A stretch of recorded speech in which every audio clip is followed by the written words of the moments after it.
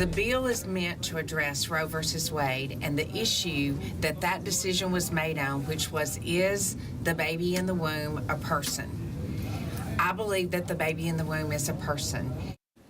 That lawmaker who sponsored the draconian Alabama abortion bill clearly saying the intention wasn't just about Alabama, it was to get this all the way to the Supreme Court, obviously to challenge Roe v. Wade.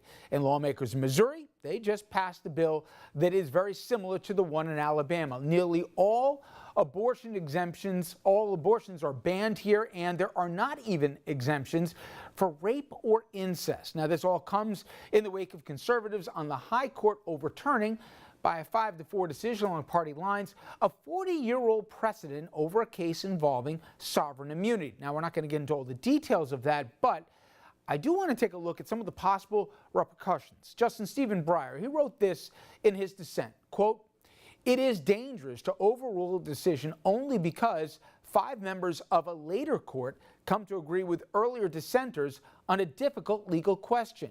Today's decision can only cause one to wonder which cases the court will overrule next." And that's got a lot of court watchers wondering what other landmark cases besides Roe could actually be in the sights of conservatives who want to overturn them. And believe it or not, Brown versus Board is one of them. Now, we just celebrated the 65th anniversary of that landmark case, which ruled that segregated schools were unconstitutional. And I'm going to quote from a piece in Newsweek, quote, "Brown could soon be at risk as the Trump administration attempts to push through nearly 30 judicial nominees who refuse to even affirm that the case was correctly decided." And joining us now to discuss, Professor Schiff Berman of George Washington University Law School.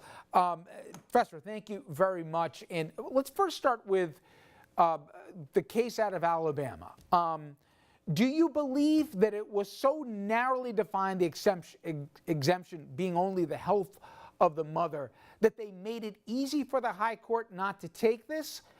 There's 2 schools of thought. There's that, but then there's also, this may be what a lot of conservatives want. If they'll pass on this, they'll still let, the fetal heartbeat bills or whatever survive, and you will be ripping into or cutting into what Roe at least was decided back then with more and more refineries to it. What's your take as to where we are on the pro-choice debate in this country and where the courts will weigh in? Well, I think you're right that the court is much less likely to simply take this case and allow this kind of a draconian rule and overturn Roe altogether. I think what we're most likely to see is a slow chipping away at Roe through the court allowing states to place certain regulations and limitations, and you have to do this and you have to do that, and abortion providers have to be certified in this way or that way, and so forth. And so you'll see that kind of erosion. I think that's much more likely. I saw Vermont and New York going further to ensure a woman's right to choose and even codifying into law. And yet we've mentioned Missouri, Alabama, and there's more than a dozen other states with fetal heartbeat laws. And this is not just limited to the issue of choice. It seems, obviously there's a debate about states' rights, but that we're having a divided states of America. And depending on, where, if you're driving, your car stops over what state line, your rights can be so radically different. I know we've had this debate many times at many different points in this country's history, but it seems at least, Paul, that it's much more extreme now than I can remember in the last 20, 30 years, just at the wild swings that you can see based solely off of geography. This push and pull between both state and federal and states vis-a-vis each other are kind of intrinsic to the United States.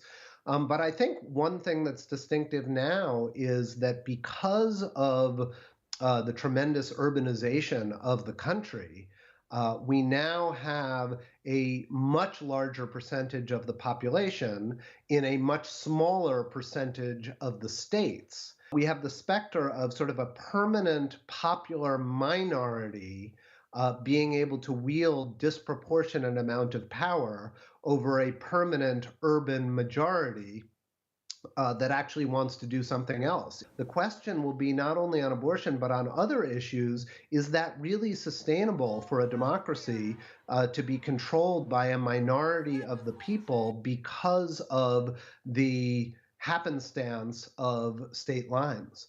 As it relates to the court, I read a portion of the dissenting opinion of Stephen Breyer where precedent was overturned. And he said, don't think it stops here. A lot of people have wondered, because now you've got 30 some odd federal judgeships, nominees that refuse to even answer the question on on Brown versus Board of Education. You've had other people who've even dodged the question on Marbury versus Madison, for crying out loud. Do you think there's a little bit of, people being a little theatrical here about where this all could go? Or do you think that they're justified that we are going to take a re-examination of not only settled law to many of us, but bedrock principle cases? Do you think that's actually in the offing? Well, I would like to think not, but what we've seen in the last 2.5 years under the Trump administration is that bedrock principles of, for example, the president not getting involved in the independent acts of law enforcement in the Justice Department, or not calling out the press as enemies of the people, or things that we would have thought were bedrock principles of how an American democracy is supposed to work, have in fact been challenged and arguably weakened. And so I would like to think that we're not going to see wholesale overturning of precedent, but I think with the number of judges that Trump will have appointed, I'm not sure that those judges are particularly committed to the basic institutional integrity of how courts should function. And that's the deeper concern.